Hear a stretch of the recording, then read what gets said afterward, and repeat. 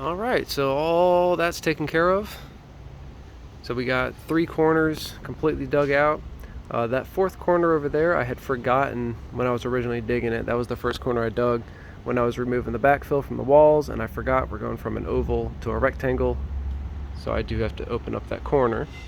But other than that, the excavation is done. I guess the next step is going to be actually measuring to make sure I have clearance and making the what would you call it, the frame for pouring the concrete footer. I need to decide if the concrete footer is going to be above or below, or at or below the grade of the original floor, because that's the height that I want to maintain, because that worked well with grass ground level. So I got some measuring to do, some level to check, some lumber to order. A lot going on. I got to cut up these old stairs. Oh no. Maybe I can get someone to haul this off. Maybe they want them. Lots of concrete to haul off. That's not even all of it.